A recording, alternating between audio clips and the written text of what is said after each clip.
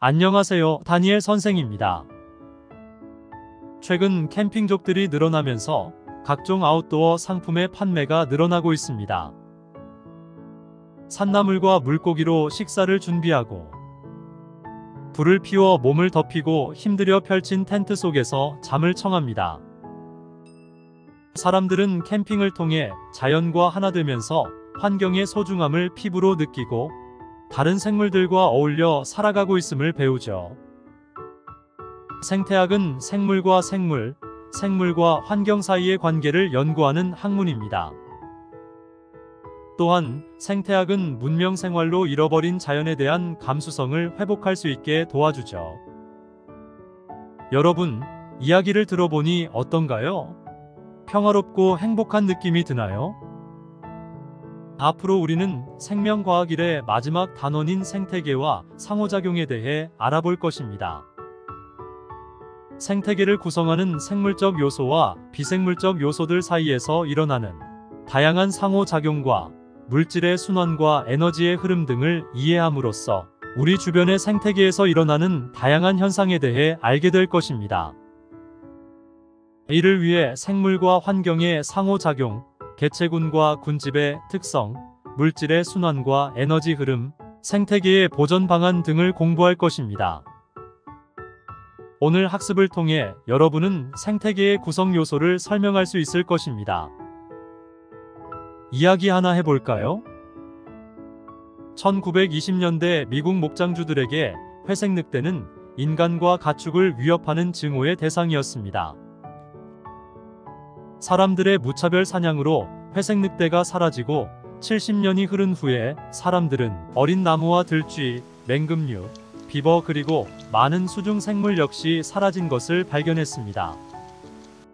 이에 위기감을 느낀 사람들이 회색 늑대를 다시 풀어놓자 언제 그랬냐는 듯이 벌판은 과거의 모습을 되찾기 시작했죠. 여러분, 생물과 환경, 생물과 생물은 서로 어떻게 연결되어 있을까요? 생물은 기온, 수분, 토양, 공기 등 주변 환경의 영향을 받으면서 살아가며 생물이 환경을 변화시키기도 합니다. 생물과 생물은 서로 먹고 먹히거나 이익을 주거나 손해를 끼치는 등 다양한 관계를 맺으며 살아가고 있습니다. 자, 이제 본격적으로 오늘 학습 내용을 공부해 보겠습니다. 생태계의 구성. 아폴로 8호가 촬영한 한 장의 사진은 사람들에게 큰 충격을 안겨주었습니다. 황량한 달 표면 너머 깜깜한 우주에 떠있는 푸른 빛의 작은 행성 지구는 국가와 민족을 넘어 모든 인류와 다른 생명체가 같은 배를 탄 공동 운명체라는 사실을 일깨워줬죠. 소중한 지구 환경을 지키기 위해 모두가 힘을 합쳐 노력해야 한다는 목소리가 높아지기 시작했습니다. 생명의 섬, 지구의 생태계는 어떻게 이루어져 있을까요? 네, 지구의 생태계는 다양한 생물과 생물을 둘러싼 무기 환경으로 구성되어 있습니다. 생태학이란 학문은 영국의 식물학자 텐슬리가 처음 말했는데요. 그는 동물이 식물에 의존할 뿐만 아니라 식물도 여러 가지 방법으로 동물에 의존하며 동식물 모두 비생물계와 밀접하게 얼개를 이루고 있음을 알아차렸습니다. 그리고 1935년에 생물적 요인과 비생물적 요인을 하나로 묶어서 생각할 수 있도록 생태계라는 용어를 만들어냈습니다. 생태계 구성 요소.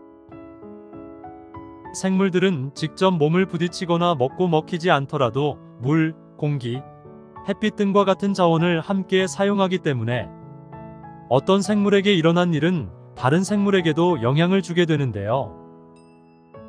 이처럼 생물이 다른 생물이나 주변 환경과 영향을 주고받으며 살아가는 생명 유지 체계를 생태계라고 합니다. 이러한 생태계는 생물적 요인과 비생물적 요인으로 구분합니다. 생물적 요인은 에너지를 얻는 방식에 따라 생산자, 소비자, 분해자로 구분하며 비생물적 요인은 생물에게 영향을 주는 물, 공기, 햇빛, 온도, 토양 등으로 구성되죠.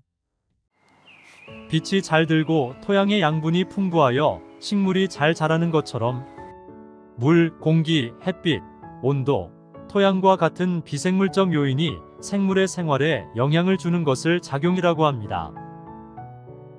이와 반대로 토끼가 굴을 파거나 낙엽이 토양을 비옥하게 하는 것과 같이 생물이 생활하면서 비생물적 요인에 영향을 주는 것을 반작용이라고 합니다. 그리고 생물들끼리 먹고 먹히거나 먹이를 두고 경쟁하는 것과 같이 서로 영향을 주고받는 것을 상호작용이라고 하죠. 이렇듯 생태계는 생물적 요인과 비생물적 요인이 서로 영향을 주고받는 얼개를 이루고 있습니다. 생태계는 환경을 빼놓고 말할 수 없는데요. 학문적으로 생명과학을 지구과학과 연계하여 잠시 알아보겠습니다. 대기와 생물의 관계를 보면 지구의 대기는 금성처럼 이산화탄소 농도가 높지 않아 온실 효과가 극심하지 않고 산소 농도가 충분히 높아 생물이 살아가기에 알맞죠. 이를 작용이라고 합니다. 그런데 이러한 대기의 조성은 이산화탄소를 흡수하고 산소를 방출하는 생산자의 광합성 결과로 설명되기도 하는데, 즉 환경 역시 생물에게 영향을 받죠. 이를 반작용이라고 합니다. 자, 이제 생태학과 관련된 최신 생명과학 동향에 대해 알아보겠습니다.